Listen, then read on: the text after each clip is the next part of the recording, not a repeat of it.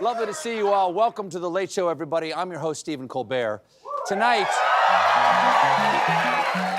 it's just a little bit of sweet and sour, a little semi-sweet chocolate chip. It's the end of an era because this is our last show of the Biden administration. Yeah, it's been a good run. Yeah. It's been a good run, Joe. Thank you. Thank you for all your efforts. The next time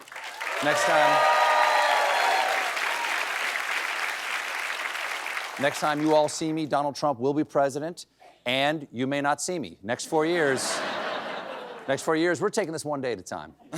Last night, still President Biden gave his farewell address to the nation. Now, in typical Biden style, he kicked things along with a meandering metaphor. Like America, the Statue of Liberty is not standing still. She's on the march, and she literally moves. She was built to sway back and forth to withstand the fury of stormy weather, to stand the test of time because storms are always coming. She sways a few inches, but she never falls into the current below. What I'm saying is, run. The Statue of Liberty is alive, everybody. Get out of there. No, it's alive. I saw it in a documentary, Ghostbusters 2. You got to spray the insides with that angry goo. Don't cross the streams. Who are you going to call? Not me. Joe Biden out, everybody.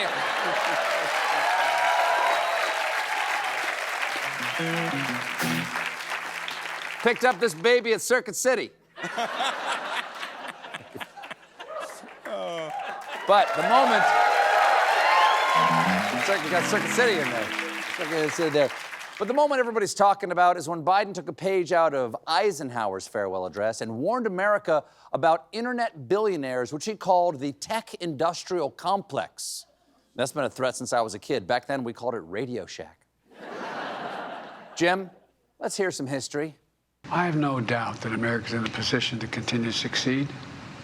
That's why my farewell address tonight, I want to warn the country of some things that give me great concern. And this is a dangerous concentration, and that's a dangerous concentration of power in the hands of a very few ultra-wealthy people. And the dangerous consequences if their abuse of power is left unchecked. Today, an oligarchy is taking shape in America.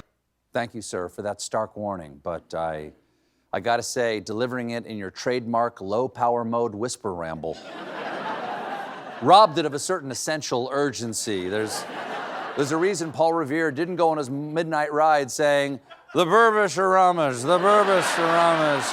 Anyway, you guys know. But if you guys, all right. But if you can listen past the sort of soft delivery, Biden made some really good points in this speech, like this one about social media.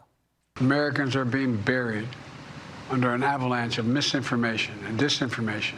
Social media is giving up on fact-checking.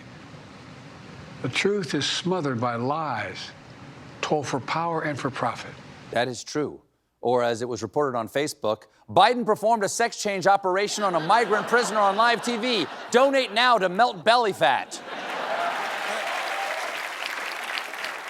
Biden harkened back to another dark time in American history when moneyed interests infiltrated our government. And we've seen it before, more than a century ago. But the American people stood up to the robber barons back then. Yes, the era that Biden fears we're going back to was known as the Gilded Age, which is too bad because I thought the Gilded Age was supposed to be fun. You lied to us, Christine Baranski. Now, if you need proof that our age is all gilded up, this Monday, the three richest men in the history of mankind, Elon Musk, Jeff Bezos, and Mark Zuckerberg, will attend the inauguration. Well, they will be seated together up on the platform with Trump's cabinet nominees and elected officials. Sweet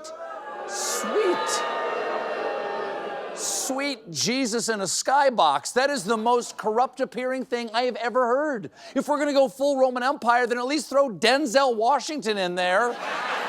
or show me Paul Mescal's dusty butt. Now, if you're wondering why these pasty money buckets will be sitting on the dais like Baron Harkonnen, it's because Musk gave $250 million to Trump's campaign fund, and both Meta and Amazon gave $1 million to Trump's inauguration. Amazon is sucking up to Trump. Amazon, I swear to God, if you keep this up, I might consider not needing same-day shipping now. When I order my Nespresso pods, okay? Because the way I'm feeling right now, I'm so close. I'm so close to taking a stand because I'm starting to worry that something terrible is going on behind the scenes that I don't want to know about that makes that possible. I don't want to support the oligarchy, but what am I supposed to get my espresso pods from the store? Do you know where that is? Not at my house. And if that wasn't bad enough, Zuckerberg will host a party for Trump's inauguration. Well, folks, you know that's gonna be a rager because, I mean, imagine going to a party where you get to talk to a master banter like Mark Zucks. Screens just can't convey the full range of human expression and connection. They can't deliver that deep feeling of presence. Yeah, that's great. That's great, Mark. That's just, that's awesome. My wife's calling me over. I'm not married yet, but I'm gonna head over there and propose to that coat rack, okay? So,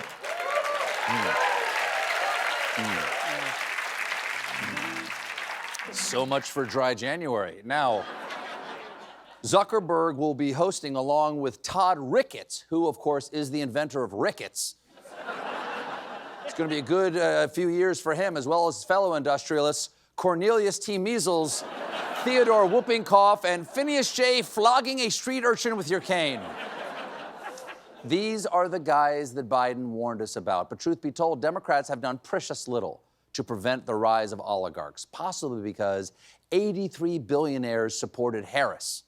That's why Biden's speech last night was the Geico presents the Pfizer dire warning about the dangers of corporate influence, live from the Crypto.com Oval Office, brought to you by Slim Jim's new Chili Lemon. Snap into caution.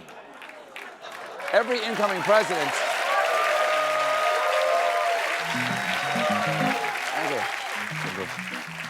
Everybody loves Slim Jim.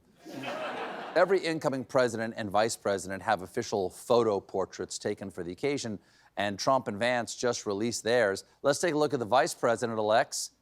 Wow. Nice. I love how that blue tie brings out the color of his dead soul.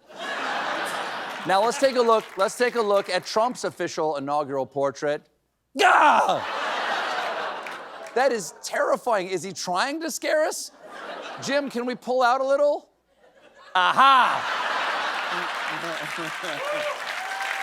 And when they got back, he had a hook for a hand. This week over in the Senate, they're holding confirmation hearings for some of Trump's nominees. One pick getting less than favorable reviews is his choice for the Director of National Intelligence, former Democratic representative and woman who lost her glasses and can't find the Capitol, Tulsi Gabbard. The Director of National Intelligence was a very important job created after 9/11 to lead and coordinate communication between the spy agencies of America. So it raises a few eyebrows that Tulsi Gabbard is known for repeating Kremlin talking points, including blaming NATO for Russia's invasion of Ukraine.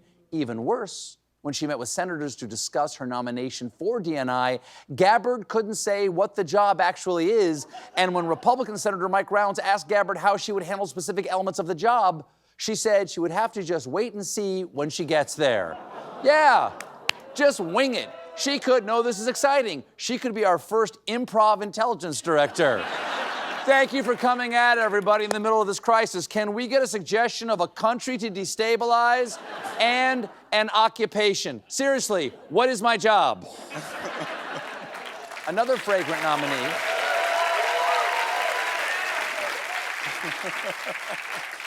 Come on. As I reminded all of you at the top of tonight's monologue, Biden's still president for the next few days, and he's spending his last weekend promoting new front-of-pack food nutrition labels that would rank the contents of sugar, fat, and salt. Ooh, that's a tough one. I would marry sugar. I would screw fat, and I would kill salt, or salt would kill me. One of those two. To simplify the info on the labels, the amounts of different nutrients will be marked low, medium, or high. Still confusing, okay? Keep it simple. They should just go with color-coded, okay? Green is healthy, yellow is caution, and red, as always, is cherry or flaming hot. But they really want people to stop eating from junk food. They're gonna need something stronger than a label. You know those little speakers they have in some electronic greeting cards? Just put those in every bag of chips. Here, I'll demonstrate right now. Here we go. Stop, you have a family! Stop, you have a family! Stop, you have a family! Sorry, I can't hear you over the crunch. Stop, you have a family! We got a great show for you tonight.